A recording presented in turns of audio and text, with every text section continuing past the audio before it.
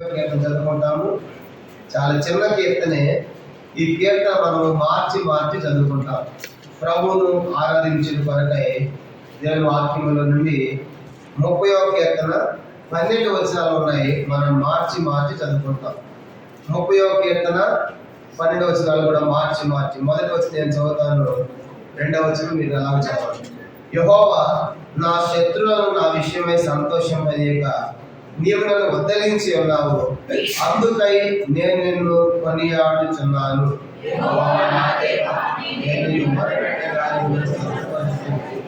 యెహోవా పాతాళములో నుండి నా ప్రాణమును లేవదీసితివి, నేను గోతిలోనికి దిగకుండా నీవు నన్ను స్వస్థపరిచితివి.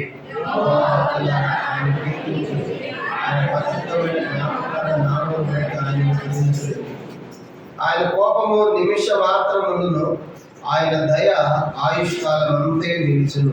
సాయంకాలమున ఏడుపు వచ్చి రాత్రి ముగిలను, ఉదయమున సంతోషము కలుగును. యెహోవా దయ కలిగి నీవే నా పర్వతమును స్థిరపరిచితివి, నీ ముఖమును నీవు దాచుకున్నప్పుడు నేను కలత చెంది తిని నీకే మొదలుపెట్టింది.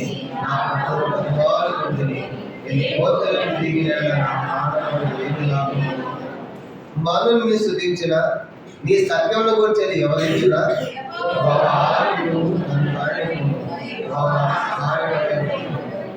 నా ప్రాణం మౌనముగా ఉండక నిన్ను కీర్తించినట్లు నా అంగలాత్మ నీవు నాట్యముగా మార్చి ఉన్నావు.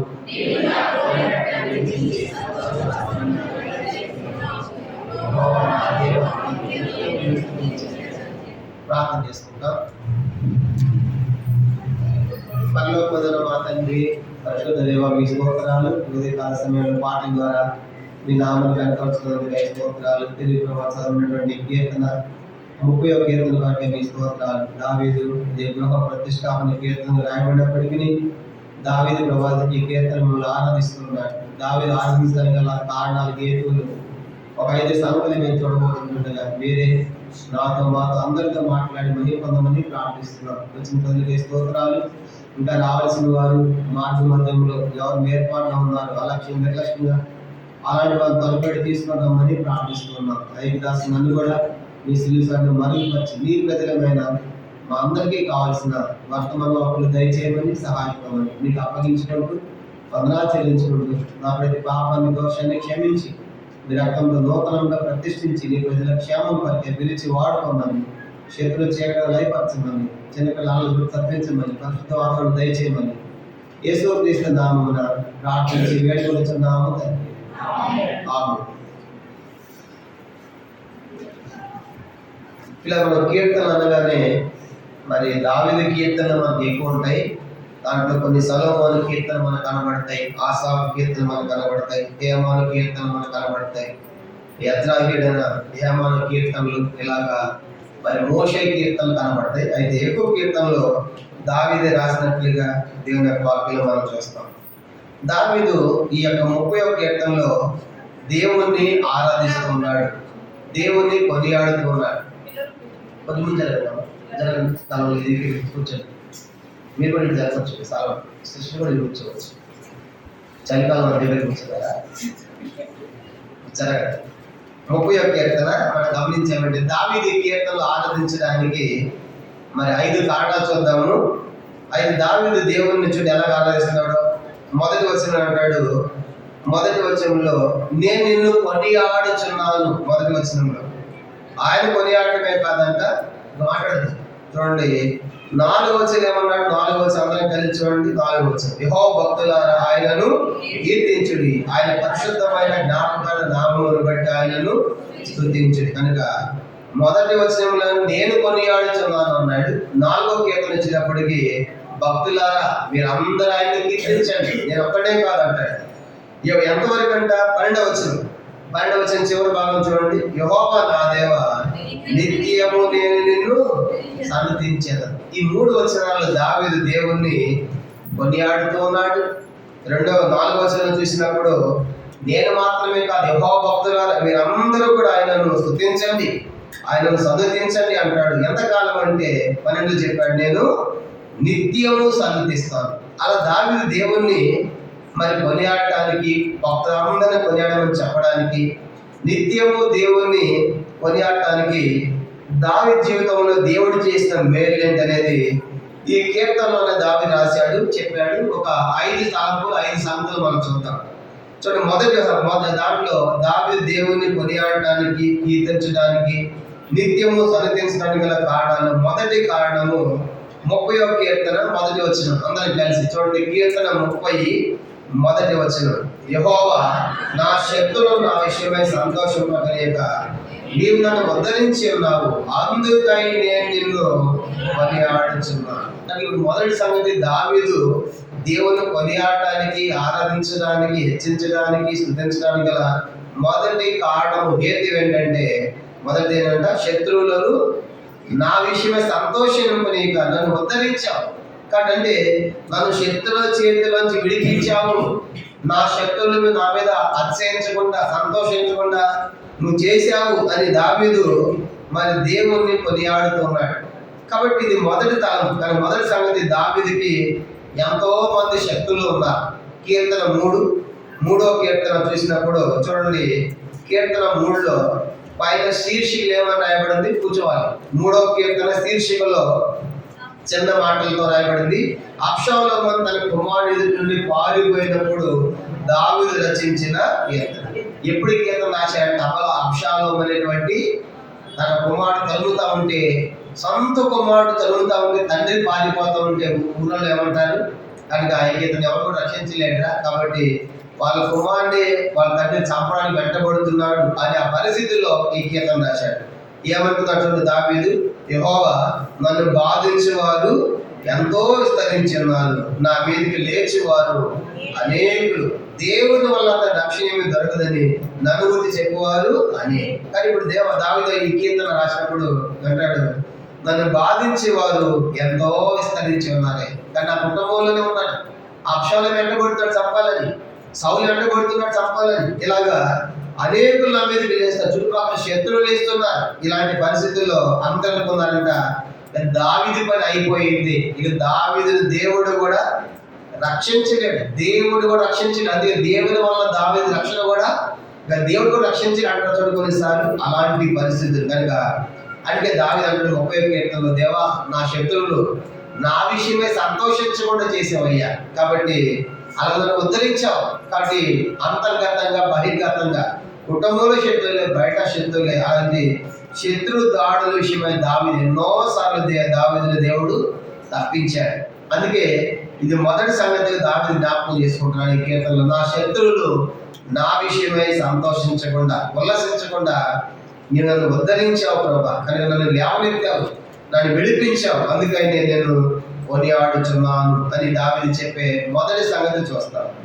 ఇప్పుడు ప్రశ్న ఏంటంటే, మరి మనకు కూడా శత్రువులు ఉన్నారా అన్నప్పుడు, ఉన్నారా మన శత్రువులు? మన పక్కింటోడా, ఎదిరింటోడా, మనకు చెప్పినోడా? ఎవరు మన శత్రువులు? ఎవరు దేశంలో మనకు శత్రువులు ఎవరు కూడా? మన శరీరమే మనకు శత్రువు. ఎన్నోసార్లు చెప్పారు, మన శరీరమే, నీ శరీరమే నీ శత్రువు. కనుక చూడండి, నీ శరీరమే నీ మాట వినదు. 10 గంటలకు ఆరాధన 10:30 అంటారు, కనుక నీ శరీరం మాట వింటాం చూసావా. కానీ మొదటి శత్రువు నీ శరీరమే. కాబట్టి ఎన్నోసార్లు అది షుగర్ దేహానికి తినొద్దంటే తిను అంటారు, కనుక తింటాం, షుగర్ తెచ్చుకుంటాం, కాలు వచ్చి తీసేస్తారు చూసారా. ఎన్నోసార్లు మన శరీరం మన శత్రువు, మనం చెప్పిన మాట మన శరీరం వినదు కనుక చూసారా.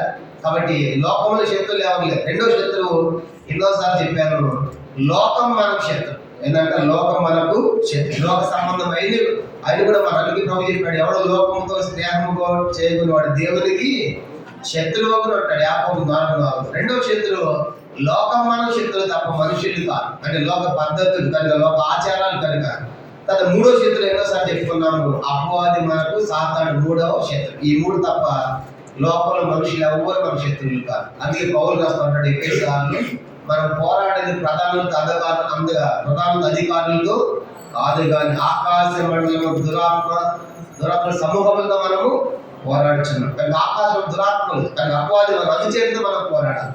కాబట్టి ఈ దినము దేవుడు మనం ఎందుకు ఆనందించాలంటే, ప్రభా దావీదులాగా భౌతికంగా మాకు శత్రులు ఎవరు లేదు, కానీ మరి శత్రువు ఏంటంటే అపవాది చేతుల్లోంచి నన్ను విడిపించావు, అపవాది కబంధ హస్తాలను తప్పించావు, దాన్ని రక్షించావు కనుక అందుకని నేను నిన్ను కొనియాడుతున్నాను. మనం దేవుని ఆరాధించాలి. ఏ రీతిగా యేసు ప్రభువు అపవాదిని ఓడించడానికి అపవాది వెంట ఆయన వెళ్ళాడు. లూకాసు వార్త 4వ అధ్యాయం ఎన్నోసార్లు మనం చదువుకున్నాము. అపవాదిని ఓడించడానికి యేసు ప్రభువారే అపవాది వెంట వెళ్ళాడు. లూకాసు వార్త 4వ అధ్యాయం 5లో రాయబడింది. లూకాసు వార్త 4వ అధ్యాయం 5వ వచనం. అప్పుడు అపవాది ఆయనను తీసుకొని పోయి భూలోక రాజ్యములు అన్నింటిని ఒక్క నిమిషంలో ఆయనకు చూపించి అని రాయబడింది. అప్పుడు అపవాది ఆయనను తీసుకొని పోయి, ఈ మాటలు చదివినప్పుడు కొంచెం బాధ అనిపించింది. కనుక యేసు ప్రభు అంటే అపవాది తీసుకొని పోతా ఉందంట. అంటే అపవాది ముందు నడిస్తే యేసు ప్రభు వెనక నడుస్తున్నాడు. కనుక ప్రభు వివేకం నడుస్తుంది అపవాది వెనక అని అడిగామనుకోండి, నేను నువ్వు నడవాలి కనుక నువ్వు నడిచి వాడిని జయించలేదు కాబట్టి నేను వెళ్ళి అపవాదిని ఓడించాను. కనుక మన స్థానం ఆయన తీసుకున్నాడు, మన శిక్షాన్ని తీసుకున్నాడు. కనుక మనం అపవాదిని ఓడించలేము కాబట్టి ఆయన ఈ లోకానికి మరి రక్త మాంసాలు రావాల్సి వచ్చింది. హెబ్రీ పత్రిక 2వ అధ్యాయము 14-15 కలిసి ఉన్నాయి, అదే మనం చూస్తాం. హెబ్రీ పత్రిక 2వ అధ్యాయం అపవాదిని ఓడించడానికి ఆయన రక్త మాంసాలతో వచ్చాడు ఈ లోకానికి. హెబ్రీ పత్రిక 2వ అధ్యాయం 14-15. కాబట్టి ఆ పిల్లలు రక్త మాంసములు గలవారైన ఆ ప్రకారమే మరణం యొక్క బలము గలవారిని అనగా అపవాదులే మరణము ద్వారా నశింపు చేయటకు జీవితకాలం అంతయు మరణ భయం చేత దాస్యములకు లోబడి విడిపించినప్పుడు ఆయన కూడా రక్త మాంసముల్లో పాలివాడు. ఆయన కనుక ఆయన దేవుడు, ఆయన రక్త మాంసాలు లేవు కానీ మనలో శరీరం లేదు. అలాంటిది ఈ లోకానికి శరీరంతో రక్త మాంసాలు ఎందుకు రావాల్సి వచ్చిందంటే ఆయన అపవాదిని ఓడించాలని. కనుక మన శత్రువుని అపవాదిని ఓడించాలని, మనం విడిపించాలని ఆయన ఈ లోకానికి రక్త మాంసాలతో వచ్చాడు. ఆ యేసు ప్రభువు కల్వరి శిలువ ద్వారా సాతాను యొక్క తలను ఆయన శీఘ్రముగా చేతిలో వేశాడు, అపవాదిని ఓడించాడు. అందుకన్నాడు, ఓ మరణమా నీ ముళ్ళెక్కాడు. కాబట్టి ఆ రీతిగా ప్రభువారు మన శత్రువుని అపవాదిని ఓడించి యావత్ మానవాళి కూడా ఇచ్చే రక్షణ బట్టి ఈ ఉదయకాలం మన దేవుని ఆరాధించాలి. ప్రభా, దావీదు యొక్క శత్రువుల చేతులను దావీదు విడిపించావు. అయితే నా శత్రువు అపవాది ఏంటనగా నా శరీరం ఏంటనగా లోకం ఏంటనగా లోకము నుండి శరీర సంబంధ తత్వము నుండి అపవాదిని నన్ను విడిపించినందుకే నాకు ఇచ్చిన గొప్ప రక్షణ బట్టి మీ స్తోత్రం అని చెప్పాలి. ఇది మొదటి ప్రాముఖ్యమైన కారణం. కానీ దావీదు జీవితంలో శత్రువుల చేతుల్లోంచి విడిపించబడినందుకు దావీదు దేవుని ఆరాధించాడు. మన శత్రువైనటువంటి అపవాది చేతుల్లోంచి విడిపించినందుకు మనం దేవుని ఆరాధించాలి. ఇది మొదటి ప్రాముఖ్యమైన సంగతి. రెండవ చూద్దాము, కీర్తన 30వ కీర్తన అందరం కలిసి 2వ వచనాన్ని చదువుకుంటాం. 30వ కీర్తన అందరం కలిసి 2వ వచనం. యెహోవా నా దేవా, నేను నీకు మొరపెట్టగా నీవు నన్ను స్వస్థపరిచితివి. రెండో సంగతి దావీదు చెబుతున్నాడు, దేవా నేను నీకు మొరపెట్టినప్పుడు నీవు నన్ను స్వస్థపరిచావంటే అర్థం ఏంటంటే నేను అనారోగ్యములో ఉన్నప్పుడు నాకున్న అనారోగ్యాన్ని తొలగించి నాకు ఆరోగ్యాన్ని ప్రసాదించావు, అందుకని నీ వందనాలు చెప్తున్నాడు. అంటే దావీదుకి రోగాలు జబ్బులు ఏమీ లేవని కాదు. కనుక చాలాసార్లు అనేకులు ప్రశ్నిస్తూ ఉంటారు లోకంలో, నువ్వు దేవుని నమ్ముకున్నావుగా, మీకెందుకు జబ్బులు, మీకెందుకు కష్టం అంటారు. కనుక బైబిల్లో రాయబడింది లోకంలో సార్వత్రికమైన జబ్బులు అంటే మనుషులందరికీ వచ్చి మనకు కూడా వస్తాయి. కనుక ఇప్పుడు దానికి దావీదు కూడా వచ్చింది. దావీదు అన్నాడు కదా 2వ వచనంలో, యెహోవా నా దేవా నేను నీకు మొరపెట్టగా నీవు నన్ను స్వస్థపరిచితివి. అంటే అర్థమేంటి, దావీదు కూడా అనారోగ్యం పాలయ్యాడు, దావీదు కూడా జబ్బు పాలయ్యాడు, కనుక రోగానికి గురయ్యాడు. అలాంటిది అలాంటి రోగంలో నుంచి దావీదు మొరపెట్టినప్పుడు దావీదు దేవుడు స్వస్థపరిచాడు.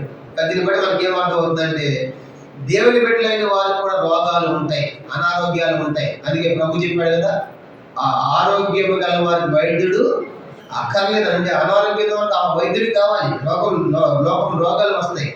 అది యోహాను 11:5 ఏమని రాయబడింది, నీవు ప్రేమించేవాడు రోగి అయి ఉన్నాడు.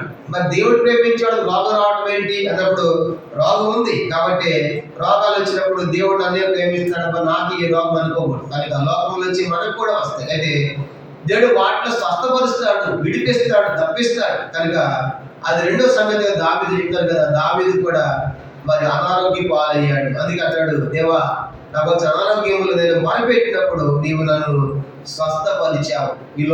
ఈనాడు లోకంలో చూసామంటే ఎన్ని భయంకరమైన రోగాలు, కొత్త వ్యాధులు వస్తూ ఉన్నాయి, కొత్త వైరస్. కనుక కొన్ని వైరస్లు డాక్టర్లు కూడా అర్థం కావడం లేదు. కొన్ని వచ్చేటువంటి జబ్బులు డాక్టర్లు కూడా అడ్డుపట్టట్లేదు, కొత్త కొత్త జబ్బులు. కొన్ని జబ్బులకు మందు కూడా లేదు. ఎలాంటి భయంకరమైనటువంటి కొత్త కొత్త జబ్బులు పుట్టుకొస్తా ఉన్నాయి. ఆ మందు వచ్చింది కదా, కరోనా వైరస్. నా అనే వాళ్ళందరూ కూడా కరోనా వచ్చింది మొత్తం ఎగిరిపోయారు. అందుకే నా అనుకోడు. కనుక నా అంటే నువ్వు ఇప్పుడు ఉండవు అన్నట్టు. కనుక నా అన్నవంటే కరోనా గ్యారెంటీ. కాబట్టి నా అనవద్దు, నాది మాది అనకూడదు. కనుక ప్రభు నేను ఏ పాటి వాడిని చెప్పాలి. అందుకే కరోనా వచ్చి మొత్తం తీసుకుపోయింది కొత్త వైరస్. కనుక 2 సంవత్సరాలు కనుక మనం చూస్తా ఉన్నాం. ఇవన్నీ చూసినప్పుడు మరి దావీదుకి ఎందుకు ఇలాంటి అనారోగ్యాన్ని దేవుడు దయచేశాడంటే, దావీదు ఏమనుకున్నాడు తెలుసా? ఒక మాట ఉంటాడు దావీదు, చూడండి.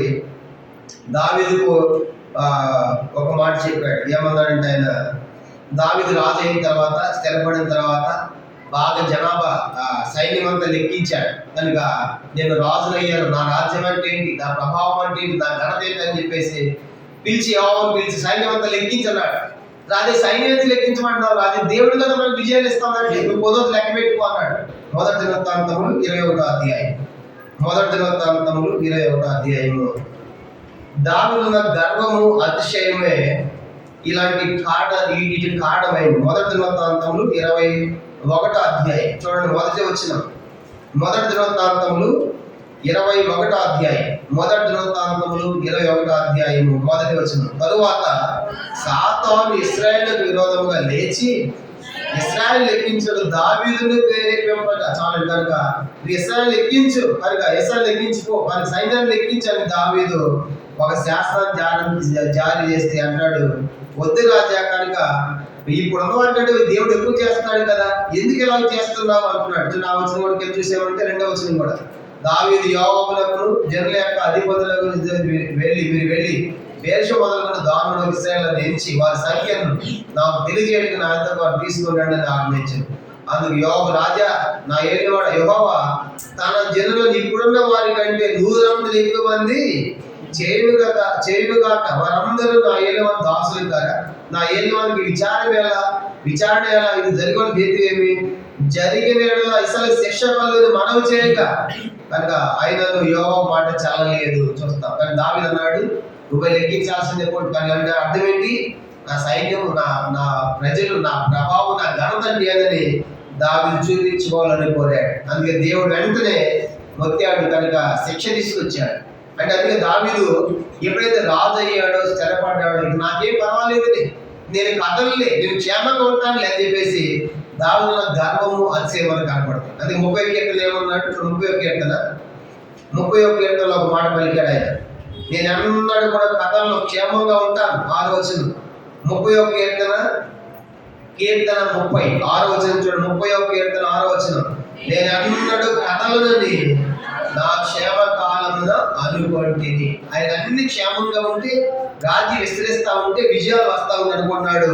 నేను అన్నాడు కథలను, నా రాజ్యం అంటే ఏంటి, నా ప్రభావం అంటే ఏంటి, కాబట్టి నాకేం పర్వాలేదు అనుకుంటున్నాడు. నన్ను చూసారా? కాబట్టి నేను అన్నాడు కథలను కనుక అని ఆ గర్వముతో అతిశయముతో ఉన్న కారణం చేత ఇప్పుడు దావీదు దేవుడు ఒక రోగాన్ని తీసుకొచ్చినప్పుడు అంటాడు కదా, దేవా నేను నీకు మొరపెట్టి నువ్వు నన్ను ఏం చేసావు, స్వస్థపరిచావు. దేవుడు కొన్ని సాధనాలు వాడతాడు తన ప్రజలకు. కనుక వాళ్ళని ఒంగదీయటానికి, వాళ్ళని సరి చేయడానికి, వాళ్ళు పొరపాటు చేసినప్పుడు వారిని సరిదిద్దడానికి కొన్ని సాధనాలు వాడతాడు. చూడండి ఏం చేశాడంటే 7వ వచనం. 31 వచనం, యెహోవా దయ కలిగి నీవే నా పర్వతమును స్థిరపరిచింది, నీ ముఖమును దాచుకున్నప్పుడు నేను కలత చెందింది. కనుక దేవములను నీవే దయ కలిగి నా పర్వతను స్థిరపరిచావు, నీ ముఖాన్ని నువ్వు దాచుకున్నప్పుడు నేను కలత చెందింది. దావీదు కంటే దేవుడు కోపం వచ్చి, దావీదు నీ ముఖం నేను చూపించడం అన్నప్పుడు దావీదుకి ఏమైందంటే ముఖం కనపడకపోతే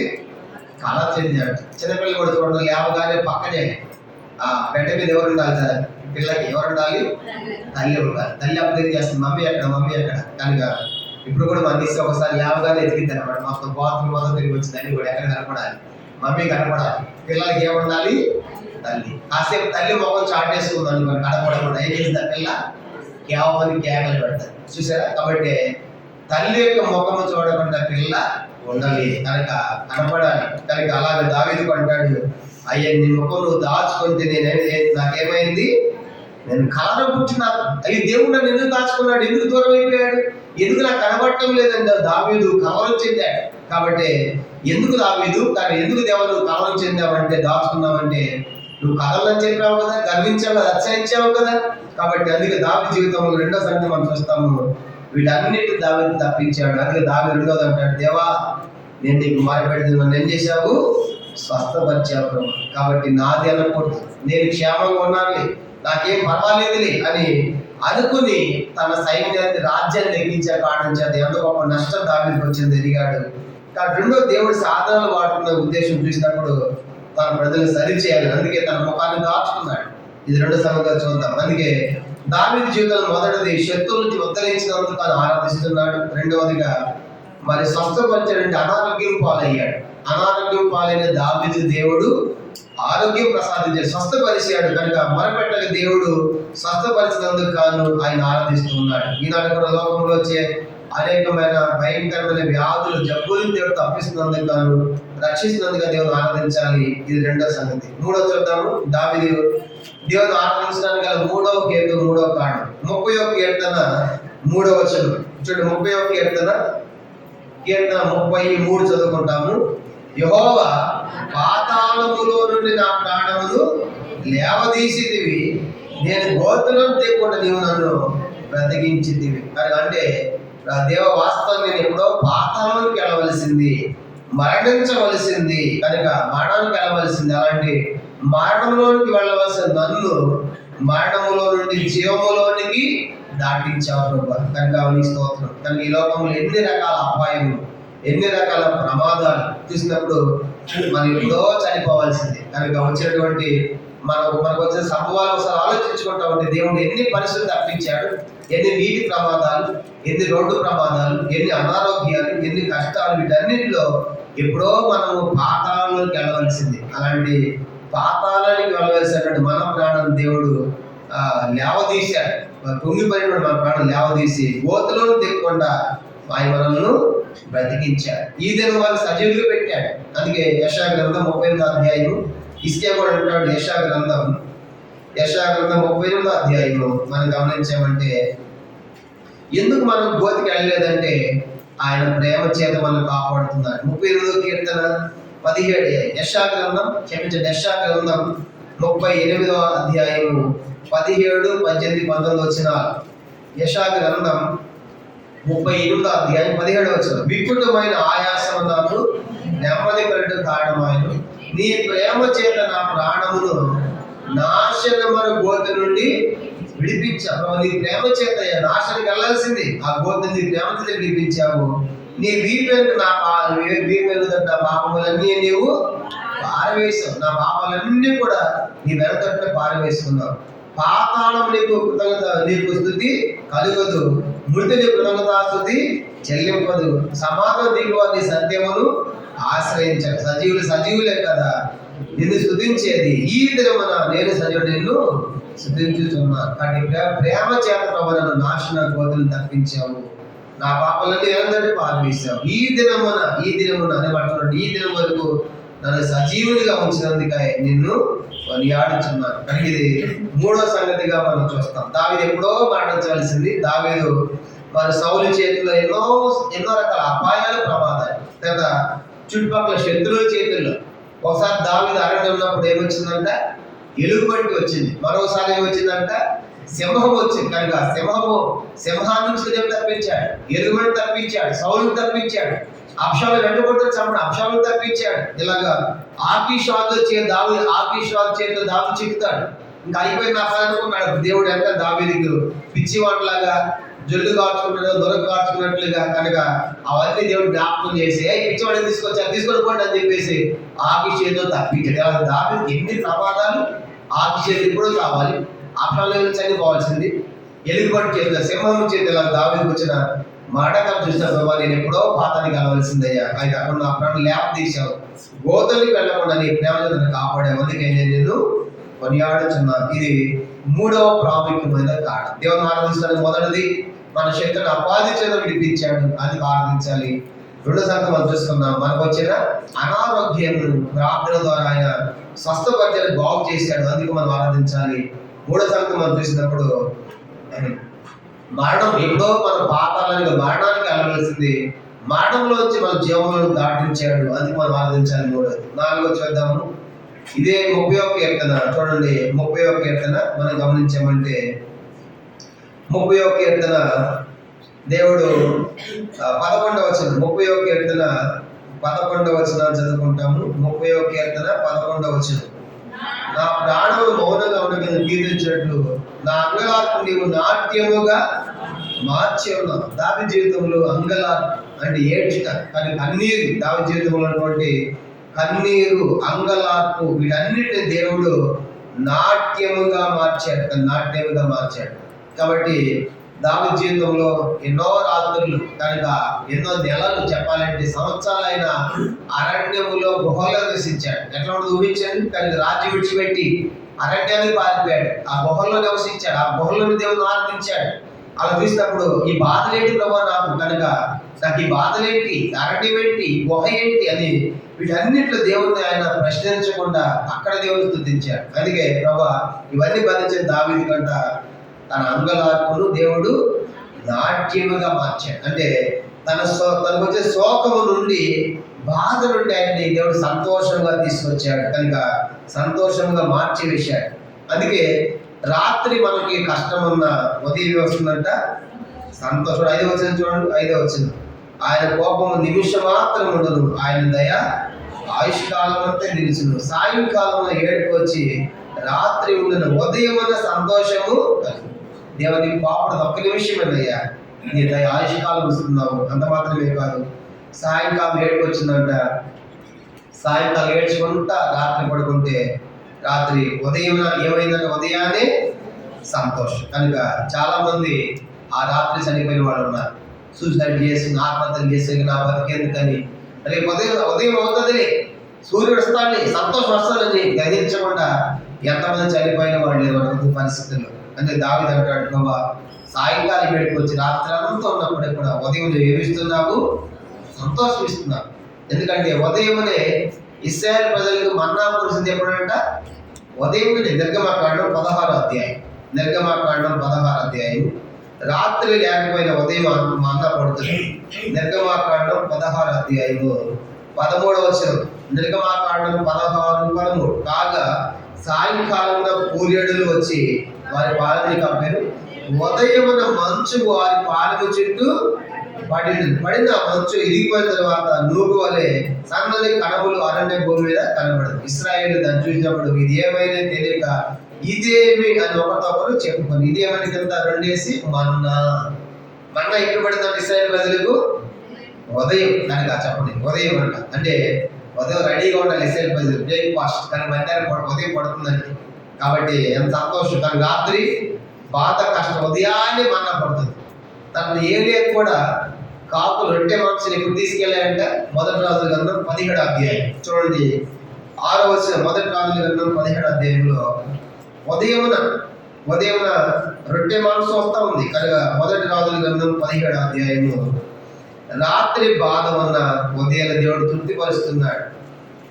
1 రాజుల గ్రంథం 17వ అధ్యాయం 6వ వచనం. అక్కడ కాపోలములు ఉదయమందు రొట్టెను మాంసమును, అస్తమందు రొట్టెను మాంసం తీసుకొని వచ్చుచుండెను. కనుక ఏలే చెప్పాడు, వీళ్ళకి వెళ్తూ బాగు దగ్గర నుండి వెళ్ళినప్పుడు పోయి రాత్రి ఉన్నాడు. కనుక ప్రభా మరి కెరీతు వాగు దగ్గర నాకు ఆహారం ఎట్లాగు అని అంటా ఉంటే నువ్వు పోయి చూసుకుంటా అన్నాడు. పోయి కెరీతు వాగు దగ్గర ఉన్నాడు. ఉదయం అవగానే వచ్చిందంట రొట్టె మాంసం. ఎవరు తీసుకొచ్చారు చెప్పండి, ఎవరు తీసుకొచ్చారంట? అసలు కాకి రొట్టేస్తుందా? మన పిల్లలు తింటా ఉంటే గురుగులు తనుకొని పోతాను ఎగిరికొని. అలాంటి కాకి ఇప్పుడు కాకి పో అన్నప్పుడు ఆ రొట్టె మాంసం అన్నబడి చేస్తుందంట, తీసుకుని పోయి అంటే ఉదయాన్నే ఆయన ఆహారంతో. అందుకే యోహాను 20వ అధ్యాయంలో మనం చూసినప్పుడు యేసు ప్రభువుని విడిచిపెట్టి శిష్యులు అక్కడ సముద్రానికి వెళ్ళి, గల్లే సముద్రానికి వెళ్ళి ఏం చేశారంటే వాళ్ళు అక్కడ గల్లే సముద్రంలో చేపలు పెట్టారు. రాత్రి అంతా చేపలు పడతా ఉంటే ఒక్క చేప పడలేదు. ఉదయాన్నే వెళ్ళాడు. సూర్యోదయం అమ్ముచున్నాడు. ఉదయాన్నే పోయి ఏమన్నాడు ప్రభువారు, ఏమన్నాడు? ఉదయాన్నే పోయి పిల్లల మీద ఆహారం ఏమైనా ఉన్నదా అన్నాడు. అనగానే మా ఆయన ఏమీ లేదంటే రండి మీకోసం ఏమైనా కాల్చబడినా చేపలు అంటే వాళ్ళు కూడా ఆహారం పెట్టే అయిపోవాలి. ఉదయం. కానీ రాత్రి కష్టమైన బాధను ఉదయం ఏం చేస్తాడు దేవుడు? సంతోషిస్తా ఉన్నాడు. అందుకే దేవుడు ఆనందించాలి. కానీ క్రైస్తవ జీవితం అనేది ఎప్పుడూ కూడా కన్నీళ్ళు ఉన్నప్పటికీ రాత్రి సాయంకాలం కష్టం వచ్చిన రాత్రి ఉన్నప్పుడు ఉదయాన్నే కలుగుతుందంట సంతోషం. 94వ కీర్తన 94 చూడ వాడాడు. ఉదయం ఆయన కృపా వార్త 90వ కీర్తన 14 వచ్చిన కీర్తన 14 వచ్చిన చదువుకుంటాం. 90వ కీర్తన 14 వచ్చిన ఉదయం నీ కృపతో మమ్మల్ని తృప్తిపరచుము, అప్పుడు మేము ఆ దినములన్నీ ఉత్సహించి కనుక ప్రభా ఉదయాన్ని కృప చాలయ్య. రాత్రి ఏడుపు వచ్చి బాధలప్పుడు కూడా ఉదయం నువ్వేమిస్తున్నావు? మాకు నీ కృప ఇస్తున్నావు. కృపతో మమ్మల్ని తృప్తిపరుస్తున్నావు. అందుకు మా దినములన్నీ మేము సంతోషిస్తాం. 92వ కీర్తన మొదటి 3 వచనాలు కూడా చూడండి. ఉదయంలో కృప అంటే 92వ కీర్తన 92 మొదటి 3 వచనాలు. యెహోవాను స్తుతించడం మంచిది, మహోన్నతుని నీ నామమును కీర్తించడం మంచిది. ఉదయంలో నీ కృపను, ప్రతి రాత్రి నీ విశ్వాసతను, 10 తంతుల స్వరమండలములతోను గంభీరంగా సితాన్ని ప్రచురించుట. ఉదయం నీ కృపను కనుక ఉదయాన్ని ఆయన కృప ఇస్తాడు. అందుకే దేవుని ఆరాధించాలి. ఇది మరి 4 సంగతులు మనం చూస్తాం. మొదటిది దావీదు యొక్క శత్రువుల చేతిలోంచి విడిపించాడు, ఉద్ధరించాడు, అందుకు ఆనందిస్తున్నాడు. రెండవది దావీదు యొక్క అనారోగ్యములు మరిపెట్టినప్పుడు దేవుడు స్వస్థపరిచాడు. అంటే అనారోగ్యము నుండి ఆరోగ్యాన్ని దావీదుని తీసుకొచ్చాడు. మూడవది చూసినప్పుడు దావీదు ఎప్పుడో పాతాళానికి మరణానికి వెళ్ళవలసింది, అలాంటి దావీదును మరణం నుండి జీవం నడిపించాడు దేవుడు, అది ఆనందిస్తున్నాడు. నాలుగవదిగా దావీదుకు వచ్చినటువంటి అంగలార్పును దేవుడు నాట్యముగా మార్చాడు. అంటే శోకము నుండి సంతోషాన్ని దావీదుని తీసుకొచ్చాడు, అందుకు ఆనందిస్తున్నాడు. ఇది 4వది. 5 దాకా చూద్దాము. కీర్తన 30వ కీర్తన 12వ వచనం అందరం కలిసి 30వ కీర్తన 12వ వచనం అందరం కలిసి చదువుకుంటాం. చూడండి. నీవు నా గోనె పట్ట విడిపించి సంతోష వస్త్రమును నన్ను ధరింపజేసి ఉన్నావు. కానీ ఇప్పుడు 5వ సంగతి ఆఖరిది. దావీదు ఏం కట్టుకున్నాడు? ఆయన గోనె పట్ట కట్టుకున్నాడు. గోనె పట్ట ఎప్పుడు కట్టుకుంటారు? కష్టం ఉన్నప్పుడు, చనిపోయినప్పుడు, దుఃఖములు ఉన్నప్పుడు, బాధలు ఉన్నప్పుడు, నిట్టూర్పులు ఉన్నప్పుడు గోనె పట్ట కట్టుకున్నాడు. అలాంటి దావీదు యొక్క గోనె పట్టని విడిపించే ఏమిచ్చాడంట? సంతోష వస్త్రం. అంటే దావీదు జీవితంలో సంతోషం అనేది లేకుండా పోయింది. అలాంటిది ఎన్నో బాధలప్పుడు కూడా ఆ గోనె పట్టను విడిపింపజేసి దేవుడు సంతోష వస్త్రం, ఆనంద వస్త్రం దావీదుకి అనుగ్రహించాడు. అందుకే దావీదు అంటాడు కదా, యెహోవా నా దేవా, నిత్యము నేను నిన్ను స్తుతించాను. కానీ దావీదు జీవితంలో ఇచ్చినటువంటి మరి వస్త్రము సంతోష వస్త్రము కనుక ఆ గోనె పట్ట కట్టినటువంటి దావీదు కనుక దుఃఖముతో నిట్టూర్పుతో బాధపడిన దావీదు దేవుడు సంతోష వస్త్రాన్ని ఇచ్చినట్లుగా మనం చూస్తాం. మరి యేసు వారు మనకి ఇచ్చిన వస్త్రాలు ఏంటి? యెషయా గ్రంథం 61వ అధ్యాయం చూడండి. ఆయన కూడా మనకు ప్రసాదించిన వస్త్రాలు చూసినప్పుడు యెషయా గ్రంథము 61వ అధ్యాయము 3వ వచనము తర్వాత 10వ వచనం. యెషయా గ్రంథం 61వ అధ్యాయము 3వ వచనం చదువుకుంటాము. సియోనులో దుఃఖించు వారికి ఉల్లాస వస్త్రం ధరింపజేయటకు, బూడిద ప్రతిగా బోధనలు, దుఃఖములకు ప్రతిగా ఆనందతైలములు, బాధపడిన ఆత్మకు ప్రతిగా స్తుతి వస్త్రములు వారికి ఇచ్చుటకు ఆయనను పంపి ఉన్నాడు. యెహోవా తను మహిమపరచుకున్నట్లు నీతియుల మస్తక వృక్షములను యెహోవాను చెట్లని వాడి పేర్లు పెట్టబడును. గమనించామంటే దేవుడు మనకి ఉల్లాస వస్త్రము, ఆనంద తైలం, భూదండ, స్తుతి వస్త్రము. తర్వాత 10వ వచనం చూడండి. 61వ అధ్యాయము 10వ వచనం. శృంగారమైన పాగాన్ని ధరించుకున్న పెండ్లి కుమారుడు రీతిగాను, ఆభరణంతో అలంకరించుకున్న పెండ్లి కుమారుడు రీతిగాను ఆయన రక్షణ వస్త్రములో నాకు ధరింపజేసి ఉన్నాడు. నీతి అని పైబట్టం నాకు ధరింపజేసి ఉన్నాడు. కాబట్టి గమనించామంటే రక్షణ వస్త్రములు, నీతి అయినటువంటి వస్త్రములు, గమనించామంటే స్తుతి వస్త్రములు, ఉల్లాస వస్త్రములు, ఆనంద వస్త్రములు కనుక ఇవన్నీ కూడా మనకు ప్రసాదించాయి. అందుకే లోకాస్వాదం మనం చూసినప్పుడు 15వ అధ్యాయంలో తప్పైన కుమారుడు తండ్రి ఏమన్నాడు? వీరికి ప్రశస్త వస్త్రము త్వరగా తెచ్చి వీరికి తొడిగించుడు. కానీ ప్రశస్త వస్త్రం. కాబట్టి ఈ దేశంలో మనకి ఇచ్చిన వస్త్రాలు ఎన్నో ఉన్నాయి. కానీ వీటన్నిటిని బట్టి మనం దేవుణ్ణి ఎలుగెత్తి ఆరాధించాలి. కాబట్టి 5 సంగతులు జ్ఞాపకం చేసుకుంటాం. మొదటిది దావీదు చెప్పండి, ఎందుకంటే శత్రువు చేతి నుంచి ఉద్ధరించబడ్డాడు. రెండవదిగా అనారోగ్యం నుండి ఆరోగ్యానికి వచ్చాడు, దేవుడు ఆరోగ్యం తీసుకొచ్చాడు. మూడవదిగా మరణం నుండి జీవంలో తీసుకొచ్చాడు, పాతాళం నుండి విడిపించాడు. నాలుగవదిగా శోకము దుఃఖము నుండి సంతోషాన్ని తీసుకొచ్చాడు. ఐదవదిగా ఆయన గోనె పట్టుని విడిపింపజేసి ఆనంద వస్త్రాన్ని ఇచ్చాడు. అందుకే ఏమన్నట్టు 31 కీర్తన, అందుకే దావీదు ఏం చేస్తున్నాడంట, ఆ 3వ వచనం చూద్దాం. 31 కీర్తన 1వ వచనంలో, అందుకై నేను నిన్ను కొనియాడుచున్నాను. తర్వాత నేనే కాదు, 4వ వచనం కూడా, 4వ వచనం, యెహోవా భక్తులారా ఆయనను కీర్తించుడి, ఆయన పరిశుద్ధమైన జ్ఞాపక నామమును బట్టి ఆయనను, నేనే కదా భక్తులారా మీరు అందరూ కూడా స్తుతించండి అని చెప్తున్నాడు. ఎంతకాలము? 12వ వచనం, యెహోవా నా దేవ నిత్యము నేను నిన్ను, నిత్యము కూడా. కాబట్టి కారణం ఏంటంటే 5 సంగతులు జ్ఞాపకం పెట్టుకుని మనం కూడా ఉదయకాలము దేవుడు మనల్ని కూడా మన శత్రువులు అపవాది చేతులను విడిపించాడు. రెండవదిగా మనకు వచ్చే అనారోగ్యాల నుంచి దేవుడు తప్పిస్తున్నాడు. మూడవదిగా మనకు కూడా ఎప్పుడో పాతాళ మరణం వస్తుంది అయిపోయవలసిన మనల్ని విడిపించాడు, ఆ జీవాన్ని తీసుకొస్తున్నాడు. మన యొక్క శోకము మన యొక్క దుఃఖాన్ని కూడా సంతోషంగా మారుస్తున్నాడు. మన గోనె పట్టు తీసి మనకి ఇస్తే రక్షణ వస్త్రాలను బట్టి మనం కూడా ఈ ఉదయకాలం వెలుగెత్తి ప్రభువును ఆత్మ సత్యంతో మనము ఆరాధించడము కాదు. మనం లేచెలబడి ఒక పాట పాడుకుంటాము. ఆ సమయంలో సండే స్కూల్ పిల్లలు వారి క్లాస్కి వెళ్తారు. అందరూ లేచెలబడి ఒక పాట మనం పాడతాం. పాట సంఖ్య 15వ పాట.